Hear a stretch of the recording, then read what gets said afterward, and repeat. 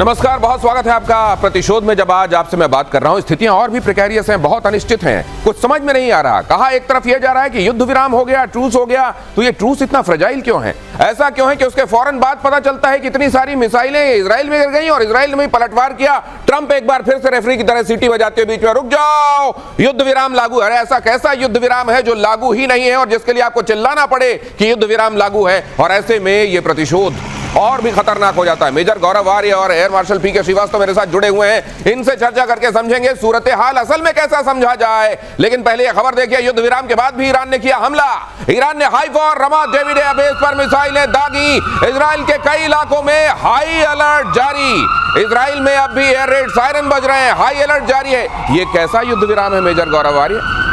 ये युद्ध विराम नहीं है, ये this is something that Trump has decided. Trump ने खुद फैसला कर दिया कि युद्ध विराम हो गया, युद्ध विराम हो गया। ना इसको इजराइल मान रहा, ना इसको ईरान मान रहा है। तो मुझे ऐसा लगता है कि ये ट्रंप की जो दगा का हैट्रिक है, ये ट्रंप की धोखेधड़ी का हैट्रिक है। पहले स्टीव विटकॉफ वाला कि ओमान में संडे को प्रोग्राम होना है बातचीत करने वाला, फ्राइडे को बमबारी शुरू हो जाती है। नंबर 2 जो डोनाल्ड ट्रंप कहता है कि अभी 2 हफ्ते हैं, चिंता मत करो 2 हफ्ते हैं, चौथे दिन फिर अटैक हो जाता है। अब इसने सीज फायर के चलते फिर तीसरा वाला वार कराया, मुझे लगता है दिनेश ये बात। और इसके फौरन बाद ये चिल्लाएंगे कि नोबेल दिलाओ, कोई मेरे को नॉमिनेट करो, और फिर कह देंगे मैं इतना सारा शांति का काम कर रहा हूं लेकिन उसके बावजूद मुझको नोबेल नहीं मिलता। ये सब कुछ ये नोबेल के लिए कर रहे हैं। नोबेल वाला चक्कर ऐसा हो गया जिसके चक्कर में मुनीर फंस गया। हाँ उसने कहा इनको नोबेल दे दीजिए। हाँ? अब उसके खिलाफ उसके देश में झंडे चल रहे हैं। हाँ, तो वहाँ ये मतलब थोड़ा तो इंतजार करते हैं, नमक खाते ही नोबेल चिल्लाने लगे। इसीलिए कहते हैं धैर्य रखिए, धैर्य रखिए। देखिए क्या हो रहा है, और खास तौर से इनके साथ एक और थोड़ा टाइम है तो बताइए। एक मैडमैन थ्योरी है। मैडमैन थ्योरी का ट्रंप के साथ है मैडमैन थ्योरी, ध्यान से सुनिए। मैडमैन थ्योरी ये किसने की थी? निकोलस मैकियावेली ने। अच्छा, उसने ये लिखा था 1817 में कि ऐसे कुछ लीडर्स होते हैं जो अपना ऐसा हिसाब बनाते हैं कि वो आपको समझ में नहीं आता कि ये क्या करेंगे। तो फिर क्या मतलब आप इनको मैडमैन कह रहे हैं तो किम जोंग उन नाराज हो जाएंगे? देखिए वो कम नाराज होंगे। वो किम जोंग को जो कहते हैं मैं चलाऊंगा आसपास से निकलती, लेकिन किया कुछ नहीं उन्होंने। अच्छा, अब आप इनको देखिए, उसमें आते थे ख्रुश्चेव जब लिबियन क्राइसिस, जब वो वहां वाली क्राइसिस हुई थी, इन्होंने वहां जाके रख दिया था। तो इन्होंने कहा कि हम टर्की में रख देंगे। तो कैसे माने कैनेडी ऐसे माने, उनका ख्रुश्चेव कुछ पागल टाइप का आदमी है, तो डर गए। अब ये डरा रहा है सबको, उसी तरह ये भी डरा रहा है। कल मेजर गौरव आर्य एक बहुत अच्छी बात कह रहे थे कि सड़क पर एक पागल चला जा रहा है जिसके हाथ में ईंट है, वही है वो वाला ईंट वाला आदमी मैडमैन थ्योरी बताएंगे। और अच्छे से ट्रंप के हाथ में ईंट है क्या इस समय? ये सीज फायर वाली ईंट है। कौन सी ईंट है? सीज फायर उल्लंघन से बौखला गए ट्रंप। ईरान इजराइल दोनों ने किया उल्लंघन, ट्रंप ने कहा। इजराइल से नाखुश, ईरान से भी खुश नहीं, ट्रंप ने कहा। ईरान के एटमी साइट्स पूरी तरह से नष्ट हो गए, ट्रंप ने कहा। इजराइल का हथियार निकालना पसंद नहीं आया, ट्रंप ने कहा। ट्रंप ने कहा है कि सभी से शांति की अपील करते हैं। तो ट्रंप जब कहें हथियार निकालो तो आप हथियार निकाल लीजिए। ट्रंप जब कहे चलो म्यान में डाल दो वापस तलवारें, तो आप म्यान में डाल दीजिए, और उसके अतिरिक्त आप कोई हिमाकत मत कीजिए वरना ट्रंप नाराज हो जाएंगे। नहीं, एक और बात मुझे समझ में नहीं आई। अभी मैंने खबर पढ़ी है, पता नहीं हमारे रनडाउन में है वो कि नहीं है, कि 400 किलो एनरिच्ड यूरेनियम गायब है। गायब है वो? हाँ बिल्कुल सही। 400 किलो एनरिच्ड यूरेनियम गायब है ईरान से, किसी को नहीं पता वो गया कहां पे। अब यही मैं कहता हूं, जल्दबाजी का नतीजा यही होता है। लड़ाई शुरू करो, अरे बंद कर दो, इसको शुरू करो, इसको, अरे तुम्हारा काम ही खत्म नहीं हुआ तो बंद क्यों करी? तुमने सीज फायर डिक्लेयर क्यों करा? ठीक है। और वहां पे इन लोगों ने क्या करा कि इन्होंने रसमलाई खिलाई किसको? आसिम मुनीर को, कि बेटा खा मेरे गरीब दोस्त, खा रसमलाई। तो उसने रसमलाई खा ली। अब क्या हुआ है, जैसे सर ने बोला था कि पाकिस्तान में मुनीर के खिलाफ जो प्रदर्शन हो रहा है, इन्होंने पता है आपको क्या करा है दिनेश? इन्होंने ऐसी खूबसूरत बात करी है कि मुनीर चुप है, माफी मांगने के लिए उन्होंने शहबाज शरीफ रखा हुआ है। एक आदमी रखा हुआ है कि भाई तू माफी मांगेगा, तुझे हम प्रधानमंत्री बोल देंगे, तू माफी मांगेगा। सारे कांड जितने भी बुरे काम हैं वो करे आसिम मुनीर, माफी मांगे शहबाज शरीफ। ये वहां पे गेम चल रहा है। तुझे हम प्रधानमंत्री बोल देंगे, जहां बोले वहां आके माफी मांग लेना, जिम्मेदारियां ले लेना, बाकी तो हम संभाल ही रहे हैं देश को।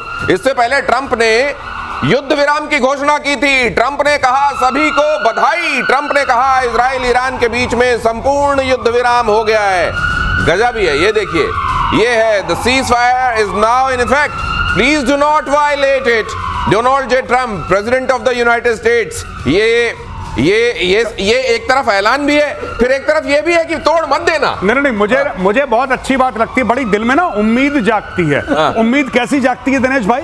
उम्मीद ऐसी जागती है कि यार president of the United states होने के लिए सिर्फ एक ट्विटर हैंडल चाहिए, अगर वो है तो 90% चीजें आपकी ठीक हो गई हैं। इसमें पॉलिसी गई भाड़ में, पॉलिसी बाद में देख लेंगे। ट्विटर हैंडल तुम्हारे पास भी है। सोच रहा हूँ सर मैं भी अप्लाई कर दूं president of the United states में। मतलब बहुत सारी चीजें अगर अब इसी तरीके से सोशल प्लेटफॉर्म में होने वाली हैं, जी। बहुत सारा सरकारी काम भी यहीं पे कई जगहों पे देखा जा रहा है, चल रहा है, और यहीं से अगर प्रेसिडेंट ऑफ यूनाइटेड स्टेट्स भी अपना ऑफिस चला रहे हैं तो फिर ये बस एक्स की जरूरत है। दिनेश एक बात समझ, नाम लिखना क्यों पड़ रहा है? वायलेट मत करना।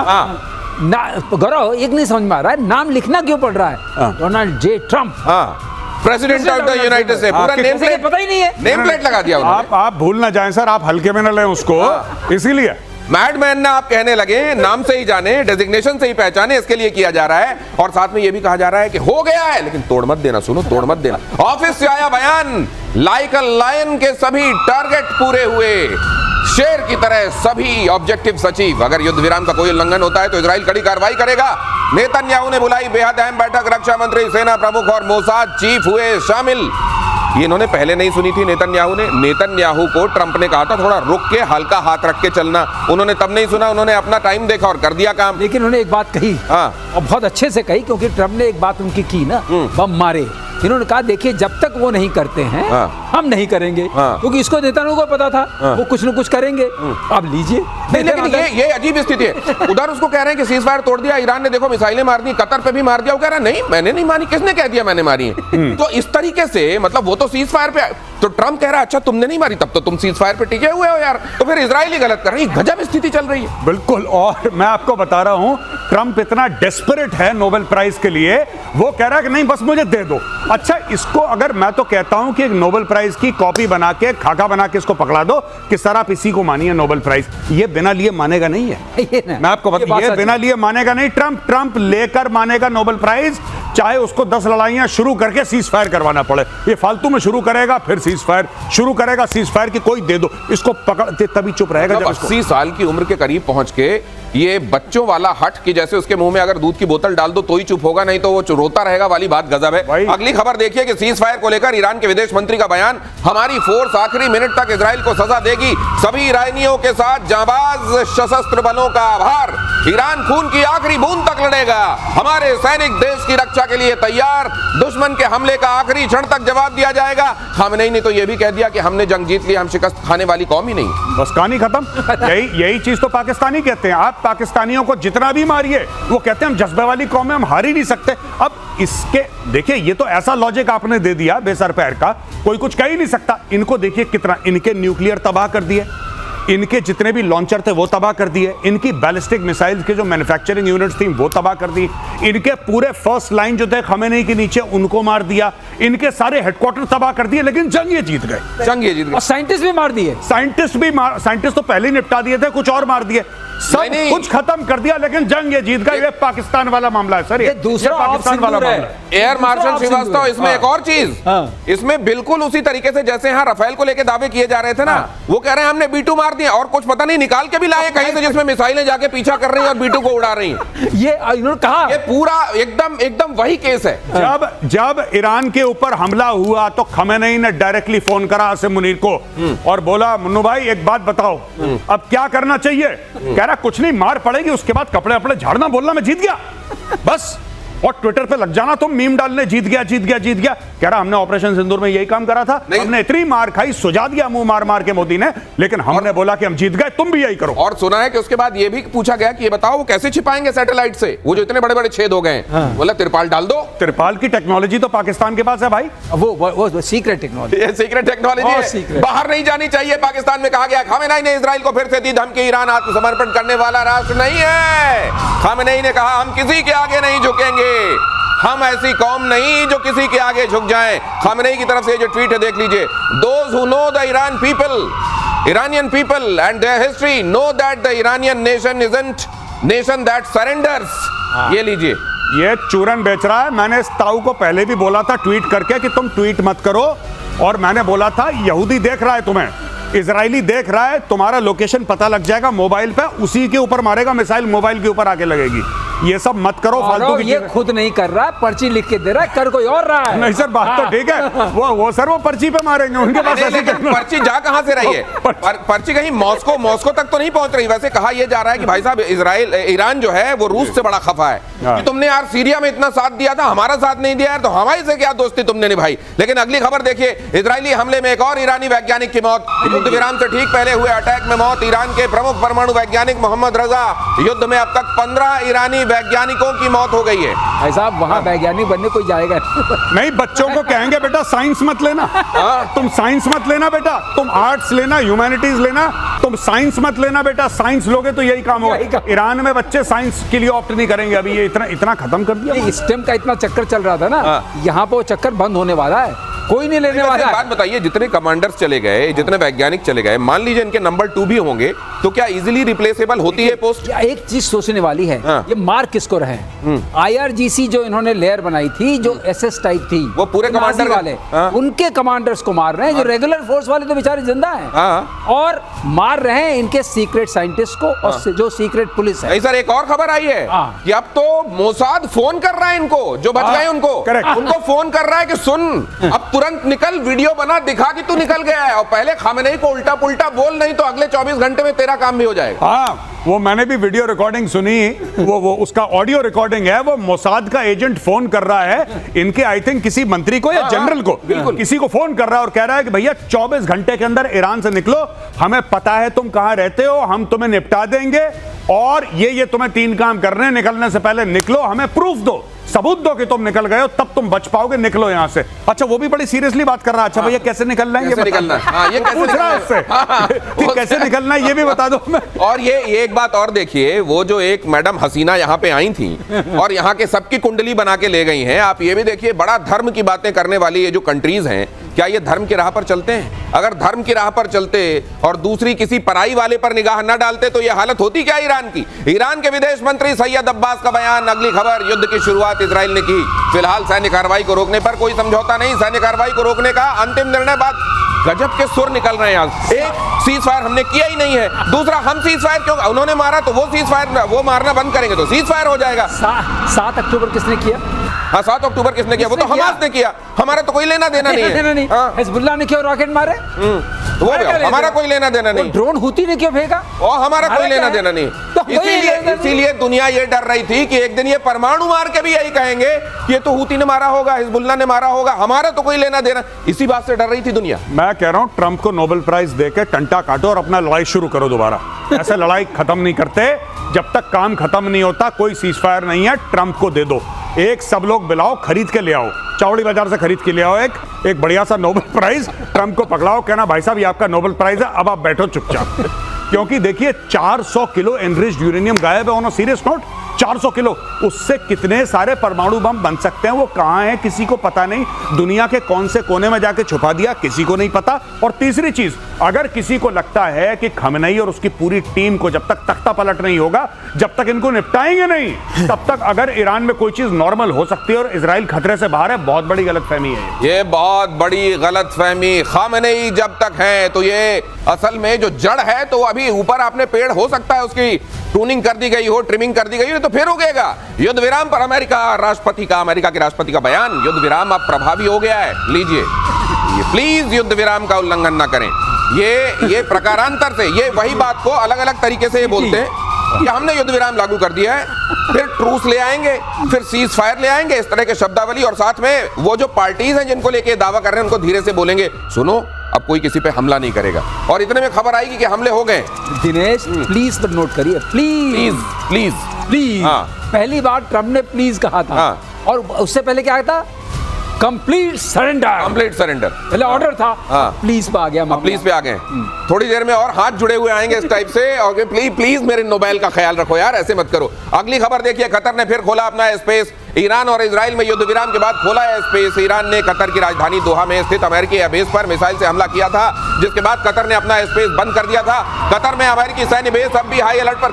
कतर कह रहा है, बहुत तेहरान के साथ उसने नाराजगी जताई है, नाराजगी का लेटर दे दिया है, लेकिन तेहरान कह रहा है नहीं हमने तो मारा ही नहीं है। घर की बात है, देखिए साफ सीधी बात है। लेकिन जो ईरान ने मारा, आप ईरान के अंदर खौफ देखिए दोस्तों, ईरान का खौफ। ऐसा है कि ईरान ने जब मिसाइल मारी अमेरिकन के ऊपर तो पहले एडवांस में नोटिस दिया कि भाईजान इतने बजे इतनी मिसाइल हम मारेंगे, तुम बच जाओ। अच्छा, ईरान ऐसा क्यों कर रहा है?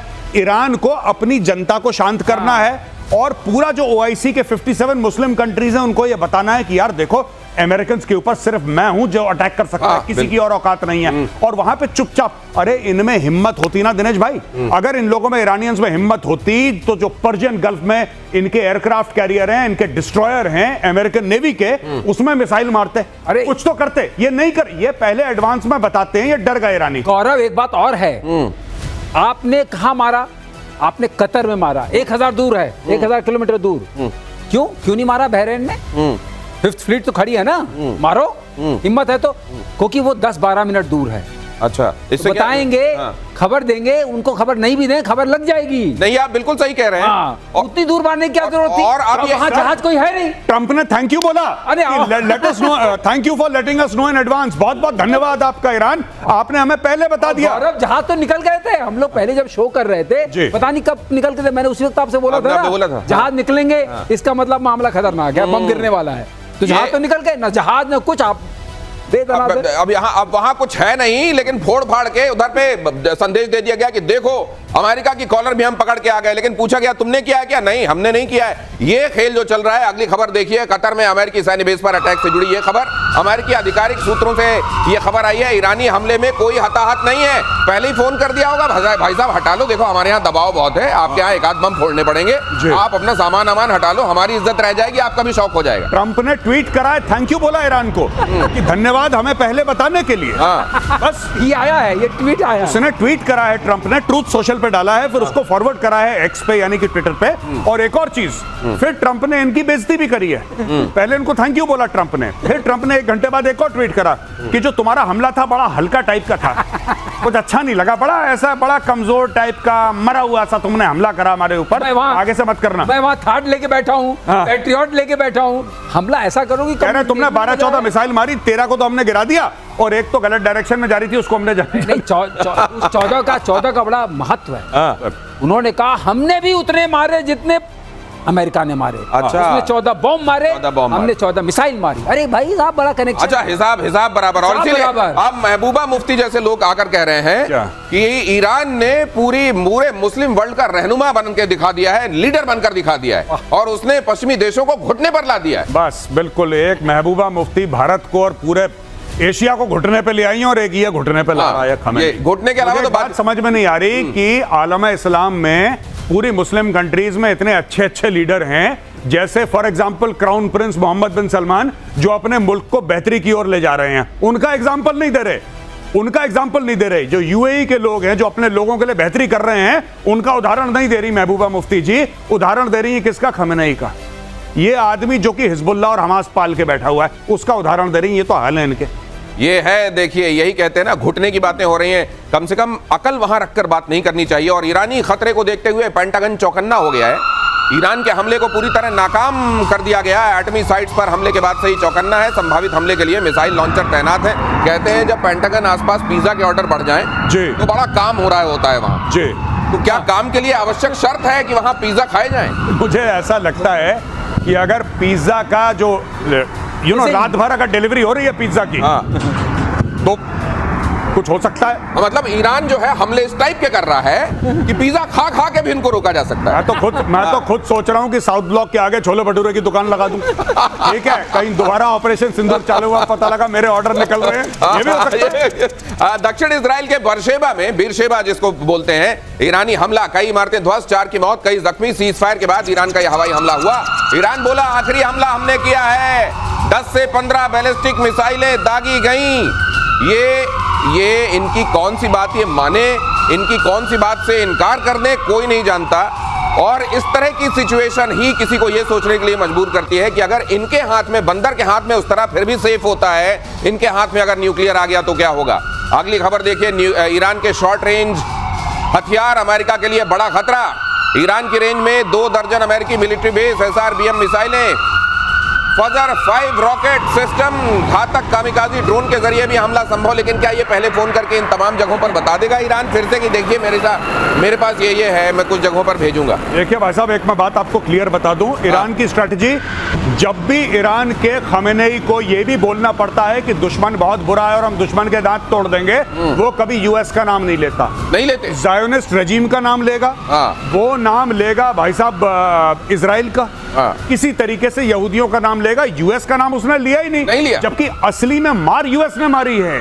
जो फोर्डो का, इस्फहान का, नेतांज जो भी बर्बादी करी है, असली बर्बादी अमेरिका ने करी है। इसके पीछे वजह क्या है? हाँ, इसके पीछे वजह क्या है? क्योंकि उसको पता है कि अगर अमेरिका को छोड़ेगा तो अमेरिका के पास ऐसी टेक्नोलॉजी है कि और मारेगा उसको, और वो नहीं खाना चाहता मार, इतनी नहीं खाना चाहता मार। सही है, मार पड़ेगी असल में अमेरिका से। इजराइल भी कम नहीं मार रहा है, लेकिन उधर से जो पड़ेगी फिर उसमें कराह भी नहीं निकल पाएगी। इसलिए इजराइल के साथ साथ अमेरिका का नाम बिल्कुल मत ले लेना, वरना ये दोनों तरफ से थप्पड़ पड़ने वाली नौबत आ जाएगी। और 4.1 की तीव्रता के साथ ईरान में भूकंप आया। ईरान में इन दिनों धरती हिलती है, या पिछले करीब 1-1.5 महीने से पाकिस्तान में अगर धरती हिलती है तो लोग कहते हैं न्यूक्लियर वाली तो नहीं है। 4 दिन में तीसरी बार ईरान में भूकंप के झटके। दक्षिण पश्चिम में मिस्री शहर के पास आसपास भूकंप आया। न्यूक्लियर टेस्ट की जताई जा रही है आशंका। संभव है क्या सर? बिल्कुल संभव नहीं है, बिल्कुल संभव नहीं। कोई न्यूक्लियर टेस्ट वहां नहीं हुआ है। ये जो गिरा है, हल्के फुल्के झटके आते हैं। और वहां के ऑन सीरियस नोट, वहां टेक्टोनिक प्लेट ऐसी है कि ईरान में झटके आते रहते हैं। अच्छा, इस तीव्रता के आते रहते हैं। पहले भी ये ज्योग्राफिकल जो वहाँ की लोकेशन है, लेकिन ये वाले जो आप कह रहे हैं, जो आप कब्र के नीचे आपने दबा दिया, अगर वहाँ कुछ पटाखे हो रहे हैं, छोटे मोटे झटके आ सकते हैं। सर तो ये बताइए, क्या ये तीनों चारों जगह जहाँ पे ये फोड़ दिया गया, क्या यहाँ से इन्होंने यूरेनियम सरका दिया? पहले सरका दिया वाली बात बहुत चल रही है, लेकिन जो यूरेनियम सरका दिया गया है वो कंफर्मेशन में नहीं है। और जो आकलन है, जैसे गौरव भी कह रहे हैं और हम भी कह रहे हैं, किसी विश्वसनीयता नहीं कह सकते हैं, लेकिन एक विश्वास है कि ये इजराइल को पूरा पता था। मोसाद का पूरा जाल बिछा हुआ वहां पर, मकड़ जाल। वो कौन लेके भाग गया? मोसाद ही लेके भाग गया क्या? ये 400 किलोग्राम जो गायब हुआ है, तो गायब तो चलो ठीक है हो गया, लेकिन ईरान वालों ने खुद ही वहां से हटाया या मोसाद लेके उड़ गया? ये बड़ा सवाल। और अमेरिका पर ईरान के कमजोर हमले का असर, कच्चे तेल की कीमतों में 4.08% की गिरावट। WTI क्रूड ऑयल ये $72.69 पर पहुंचा। ब्रेंट क्रूड ऑयल 75.81 तक आया। तो ये होर्मुज और उसको लेकर डर और ये कच्चे तेल की कीमतें, ये वाला भी मामला खत्म फिलहाल के लिए। देखिए, मैं इतनी गर्मी में अगर अभी नहीं होगा, इतनी गर्मा गर्मी में, तो बाद में कब होगा? नहीं, देखिए, ट्रंप ने बोला सीज फायर, दोनों पार्टियों ने नहीं माना। अगर कल कुछ ऐसा होता है, देखिए ये सब किस चीज पे डिपेंडेंट है? इस चीज पे डिपेंडेंट है कि रजीम बनी रहे। अगर रजीम को ये लगा कि भाई मरता क्या ना करता, अब हम खत्म होने वाले हैं, अब हम बर्बाद होने वाले हैं, जाते जाते हम कुछ ना कुछ डेस्परेशन में कर दें, तो स्ट्रेट ऑफ हॉर्मुज उनका एक ऑप्शन हो सकता है। और धमकी के बावजूद ईरान ने फिलहाल नहीं रोका है हॉर्मुज गलियारा। कच्चे तेल का सबसे बड़ा रास्ता हॉर्मुज, चीन और भारत के लिए सबसे अहम हॉर्मुज। चीन की तो इकोनॉमी मेनली समझ लीजिए हॉर्मुज से ही चलती है। ये है वो इलाका जो आप यहाँ देख रहे हैं, देखिए, जिसको हमने बड़ा भी करके आपको दिखाया है, थोड़ा इसको मैग्नीफाई करके दिखाया। एक बात मैं जानूं कि एज पर जो हमारा यूएन, इन्होंने प्रस्ताव पास किया आपने यहाँ संसद में, उसके बाद ये रोके क्यों नहीं रोका इन्होंने? क्योंकि सुप्रीम लीडर नहीं बोला। एक समझने वाली बात है, यहाँ पर सिर्फ इनका अधिकार नहीं है, इनका भी है, यूएई का भी है और ओमान का भी है। पहली बात, नॉर्थ में इन लोगों का है, इनका नहीं, साउथ में और नॉर्थ में उनका है। तो ये पहले समझने। दूसरी बात यह है कि एज पर यूएन जो कन्वेंशन ऑफ लॉज ऑफ सी जिसको बोलते हैं, जो यूएन क्लॉज, उसके हिसाब से कोई आपको इनोसेंट पैसेज नहीं रोक सकता, चाहे वो कार्गो का हो या मिलिट्री शिप का। तो रोकने का अधिकार इनके पास नहीं है। जो किसी के अधिकार क्षेत्र में नहीं आती, उसको कोई रोक नहीं सकता। नहीं, इनोसेंट पैसेज उसका नाम है। अच्छा, इनोसेंट पैसेज मीन मैं वहां से गुजर रहा हूँ, आप मेरे को नहीं मार सकते। अच्छा। चाहे मैं आपके वाटर से गुजर रहा हूँ, चाहे मैं आपके ही अधिकार क्षेत्र वाले। हाँ, अच्छा, जो स्टेट्स हैं, टोटल 16 स्टेट्स हैं पूरे वर्ल्ड में, उसमें से 3 बड़ी डोमिनेंट हैं। एक ये है, एक मलाका वाली है, और दूसरी क्या उसको मेदलेव, अब बेदले कुछ एक और है जो रेड सी के पास वाली है। इन तीनों की जो है, लेकिन ये तीनों बड़ी इंपॉर्टेंट हैं। ये मैं जानना चाहता हूं कि चलिए फिर यहाँ से चीन को तेल मिलता रहेगा, और चीन की चुप्पी समझिए। हाँ। चीन क्यों चुप है? क्योंकि स्ट्रेट ऑफ हॉर्मुज को देख रहा है ना। हाँ। अगर आपने इसको बंद किया, उसके ऊपर 80% इंपैक्ट उसके ऊपर चुप है। ठीक है, तो लेकिन बाकी कहते हैं एक बड़ा हिस्सा चीन से पाकिस्तान चला जाता है स्मगलिंग के जरिए तेल। नहीं, ईरान से पाकिस्तान, सॉरी, ईरान से पाकिस्तान, सिस्तान बलूचिस्तान से पाकिस्तान जाता है और पाकिस्तान में उस इलाके में जहां पे स्मगलिंग होती है तेल 500 रुपए लीटर हो चुका है। लेकिन जो गौरव बता रहे हैं ना, लेकिन टैंकर से कितना जाएगा? आपको तो वो वाले सी वाले टैंकर, बड़े बड़े टैंकर से ले जाना पड़ेगा। लेकिन चलिए वो वहां इतने में ही काम चल जाता है सर। यहाँ वाला डिफरेंट है, यहाँ वाला डिफरेंट 500 वाला ना, उसके सी वो तो क्या भाई, बोतल में लेकर आना, बोतल में लेके आना। 295 करोड़ के जासूसी ड्रोन खरीद रही है सेना। ऑपरेशन सिंदूर के बाद आपातकालीन खरीद के लिए 2 अहम डील। आइडिया फोर्स टेक्नोलॉजी को 173 करोड़ का ऑर्डर दिया गया है। सोलर डिफेंस एंड एरोस्पेस से 158 करोड़ की डील हुई है। इधर ऑपरेशन सिंदूर, अब ये भी किसी पता नहीं है इसमें कितना दम है, लेकिन मेजर गौरव ये भी कहा जा रहा है कि ऑपरेशन सिंदूर का फेज 2 बहुत जल्दी देखने को मिल सकता है। आई रियली होप, मैं उम्मीद करता हूं कि हो जाए एक बार, क्योंकि पाकिस्तान की अच्छी वाली कमर तोड़नी पड़ेगी, तब जाके पाकिस्तान बाज में आएगा। किसी को यह गलतफहमी है, किसी को, कि पाकिस्तान ने अपना आतंकवाद रोक दिया है ऑपरेशन सिंदूर के बाद, यह गलतफहमी दूर कर लीजिए। यह पाकिस्तान के खून में शामिल है, वो दोबारा करेगा। तो इसके पहले वो करे, इसके पहले वो करे। अभी चुपचाप बैठा है, यही समय है, डालो बिल्कुल आसिम मुनीर के मुंह के अंदर एक ब्रह्मोस बढ़िया वाला। गौरव, आपको मौका मिलने वाला है। बिलावल वापस पहुंच चुके हैं। बिलावल वापस पहुंच चुके हैं और आजकल पानी को लेकर वो बहुत जम के बातें कह रहे हैं। वो कह रहे हैं कि अब एक बार फिर से हम युद्ध तक जाने वाले हैं। ओह माय गॉड, 6 की 6 नदियां ले लूंगा मैं। पूरी 6। और जिस तरीके से अगर वाकई मुंह चलाने में अगर युद्ध जीते जाते होते तो बिलाल इस दुनिया के शहंशाह होते। बिल्कुल, वो हैं अपने दिमाग से, तो वही है दुनिया के शहंशाह। ये जो ऑर्डर दिए गए हैं सर, अब ये इन ऑर्डर्स की मैं चर्चा कर लूं, ये हमारे सैन्य क्षमताओं को क्या बढ़ाएंगे, किस तरीके से बढ़ाएंगे? ऐसा है, ड्रोन्स के लिए जितना भी ड्रोन आप इकट्ठा कर लें और जो प्रोडक्शन कैपेसिटी आप बना सकें उतना ही अच्छा है। ऑर्डर देने से 2 फायदे होते हैं दिनेश।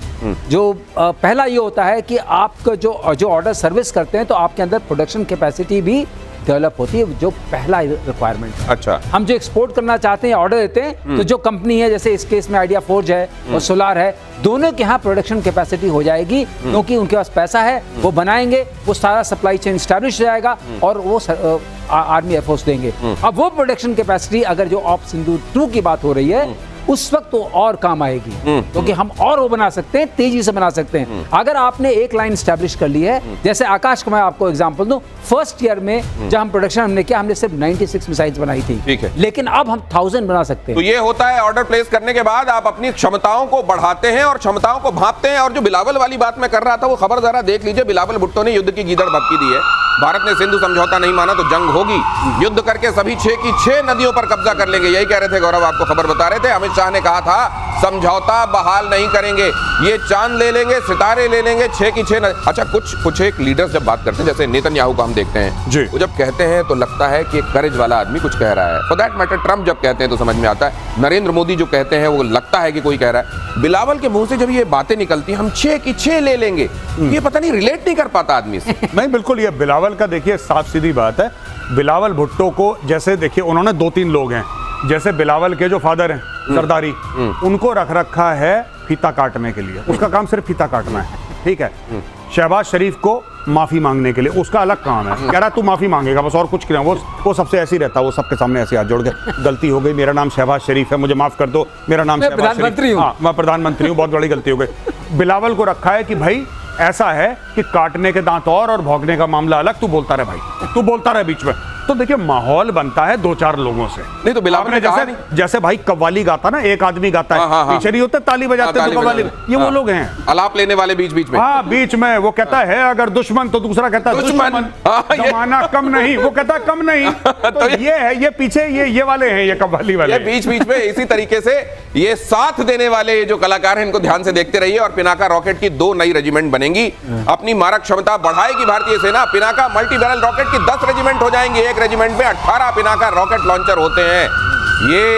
ये भी एक, ये बहुत हमारी खतरनाक मिसाइल है, बहुत खतरनाक मिसाइल, बहुत खतरनाक। अच्छा, शॉर्ट रेंज के लिए इससे अचूक निशाना लगता है। और आप जो है, अगर जो आपका वो होगा बॉर्डर मैनेजमेंट जो होगा, वो बहुत अच्छा इफेक्टिव होगा। ये बहुत इंपॉर्टेंट है।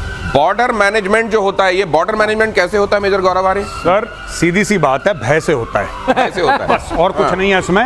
ये पिनाका लगा है 1 किलोमीटर बाय 800 मीटर्स का एरिया, यानी कि 1000 मीटर से लेकर 800 मीटर का इलाका एक बार आपने पूरा सैल्वो फायर करा, ये राख बन जाएगा। तो अगर कल आप कहते हैं ऑपरेशन सिंदूर में कि एक ब्रिगेड हेडक्वार्टर आपको गायब करना है, पाकिस्तान ने भगवान न करे कोई टेरर अटैक करता है कश्मीर में या भारत में कहीं भी, और आपको पाकिस्तान को सजा देनी है, सिर्फ एक फोन करना है, एक पिनाका आपने फायर करा, पूरा सैल्वो निकला, 1,000 मीटर यानी कि 1 किलोमीटर बाय 800 मीटर्स का जो स्क्वायर है ना, वो बन जाता बिल्कुल राख। वहां पे कोई चीज जीवित नहीं रहती, वो राख बन जाता है, बिल्डिंग हो कुछ हो, वो मलबा बना देगा पूरे इलाके को। तो अगली बार अगर हमें अटैक करना है कोई भी टैक्टिकल हेडक्वार्टर या कोई भी स्ट्रेटेजिक हेडक्वार्टर पाकिस्तान का, एक बटन दबाया, हर हर महादेव। तो मतलब ये मल्टी बैरल रॉकेट लॉन्चर वाली ही वही है। पहले ग्रैड भी हुआ करता था रशिया का, हाँ। अब ये पिनाका बनाया है, उससे कहीं ज्यादा घातक, हाँ। उससे कहीं ज्यादा मारक क्षमता, और सारी की सारी टेक्नोलॉजी, सॉफ्टवेयर, हार्डवेयर हमारी, और अचूक जहां पे बटन दबाया वहीं पे जाके लगेगा। ये जो अचूक पर आप जोर दे रहे हैं सर, ये मतलब प्रिसीजन अटैक वाली बात आप कर रहे हैं, एक्यूरेसी की बात है। ऐसा होता है कि पहले जब हमने शुरू किया था आरटी होती थी, आरटी का एक हम लगाते थे अंदाजा, वहां जाता था तो सर्कुलर एयर मतलब आर्टिलरी होती थी, तो एक उसका एक एरिया बनता था कि इस एरिया में लगेगा। तो अगर मान लीजिए बंकर यहाँ है, बिल्डिंग यहाँ है, आपका यहाँ जा सकता है, यहाँ सकता है, उसके लिए बहुत आपको मैंने वो एक्यूरेसी अब इसके साथ कितनी क्या है, आपने वहां मारा वहीं गया, और सैलो मारा तो ना गया। एक कहावत है आर्टिलरी में, मैं बता दूं कि हुक्म देते हैं ना कि यहाँ पे फायर करो, गोला यहाँ पे डालो, तो आर्टिलरी वाले बोलते हैं जहां बोला वहां गोला। हाँ, जहां बोला वहां गोला। एक्यूरेसी देखिए ऐसी होगी, इसीलिए पिनाका इतना खतरनाक तरीके से और बढ़ा देने वाला है भारत की क्षमताओं को। रेगिस्तान में भारत का जोरदार युद्धाभ्यास, कोनार्क गनर्स ने दिखाई तोपों की मारक क्षमता, बेहद केंद्रित और सख्त फायरिंग की गई, फायरिंग ड्रिल में आजमाई गई अत्याधुनिक हथियारों की क्षमताएं। ये इस ड्रिल का मायना क्या है सर? केंद्रित जो वर्ड बोला है ना, ये केंद्रित वाला वही वर्ड है जी, एक्यूरेसी वाला। हाँ, जहां बोला वहां गोला। देखिए जहां बोला वहां, बहुत अच्छा शब्द है, जहां बोला वहीं गोला। हाँ, ये आर्टिलरी वाले अक्सर बोलते हैं, तोपखाने वाले, कि साहब जहां बोला वहां गोला, ये वही कार्रवाई हो रही है वहां पे। इसका एक और मतलब है, बोला गोला तो कमांडर की आवाज आई, एक होता है उन्होंने अगर हमें कुछ बोला तो ले गोला।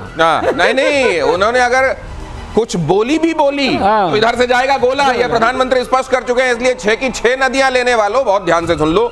ये हिमाकतें करते रहो अपने घर में, टारगेट अपनी जो ऑडियंस है अगर उसको खुश करने के लिए ये सब करना जरूरी है तो करते रहो, लेकिन बाकी कव्वाली से ज्यादा अपनी भूमिका को तलाशने की कोशिश मत करना, वरना लेने के देने पड़ सकते हैं। और इधर क्या होने वाला है सर, अब क्या करेगा ट्रंप? ये फायर तो नहीं हो रहा है, सीज ट्रंप और करेगा प्लीज। ट्रंप ने पहले ही बोल दिया क्या बात है कि मैं अटैक करूंगा, नहीं करूंगा, ये किसी को नहीं पता, ये मुझे भी नहीं पता, ये किसी को नहीं पता, तो ट्रंप को भी नहीं पता। हो सकता है वो रात को फिर अटैक करे, सुबह फिर सीज फायर कर दे, या वो ट्रंप है, वो कर सकता है, कुछ भी करेगा। ये वही थ्योरी है, मैडमैन थ्योरी। अच्छा, मैडमैन थ्योरी में सर एक बात बताइए, लेकिन जब इसने कर दिया तो इसने इजराइल ने फिर से हथियार उठाया, हमको अच्छा नहीं लगा। ईरान के लिए क्यों नहीं कहा इन्होंने? इसलिए कि इजराइल वो नेतन्याहू को अपना दोस्त मानता है। अच्छा। भाई साहब हम लोग कोऑर्डिनेटेड चल रहे थे। ऐसा तो नहीं है मुनीर की तर्ज में कुछ दिनों में खामेनेई भी गए हैं, नोबेल दे दो इनको? कहीं इसलिए तो नहीं हो रहा है? ये भी एक बड़ा सवाल है। प्रतिशोध में आज के लिए इतना ही, फिर होगी मुलाकात। क्या होने वाला है दुनिया का उस हिस्से का जहां जंग चल रही है, और जहां शांति है क्या वहां शांति रहेगी? ये एक बड़ा सवाल है। आज के लिए इतना ही, नमस्कार, धन्यवाद, जय हिंद।